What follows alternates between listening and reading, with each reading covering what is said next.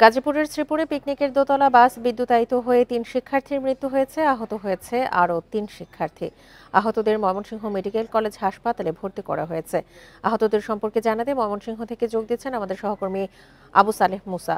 মুসা, আহতদের এই মুহূর্তে কি অবস্থা, চিকিৎসকরা কি বলছেন?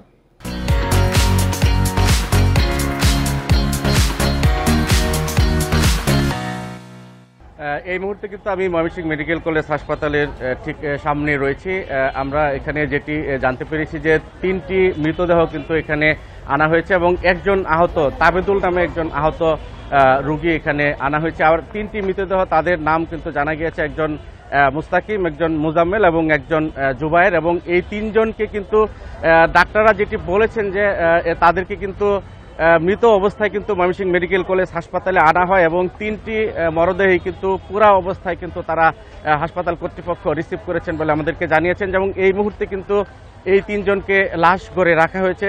কর্তৃপক্ষ যেটি জানিয়েছেন, ময়মনসিংহ মেডিকেল কলেজ হাসপাতালের যে সহকারী পরিচালক ডাক্তার মাইনুদ্দিন আমাকে জানিয়েছেন যে তারা লাশ ৩টি কিন্তু হাসপাতালে করা হবে এবং পুলিশের পরবর্তীতে পুলিশ কিন্তু এই লাশের যে অভিভাবক তাদের কাছে হস্তান্তর করবেন। এছাড়াও তাবেদুল নামে আরেকজন আহত অবস্থায় এখানে এসেছেন, তাকে ৬ নম্বর ওয়ার্ডে চিকিৎসা দেওয়া হচ্ছে। তাবেদুলের অবস্থা এই মুহূর্তে শারীরিক অবস্থা ভালো রয়েছে বলে ডাক্তাররা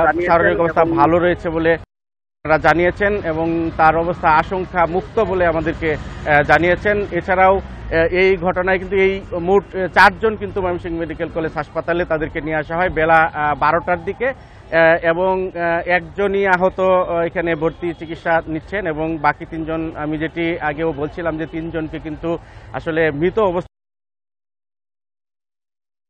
দুর্ঘটনাটি ঘটে এবং বেলা ১২টার দিকে এই ৩জন নিহত অবস্থায় এবং একজন আহত অবস্থায় ময়মনসিংহ মেডিকেল কলেজ হাসপাতালে নিয়ে আসা হয়। এই ছিল এই আহত এবং নিহত ছাত্র নিহতদের বিষয়ে সর্বশেষ অবস্থা।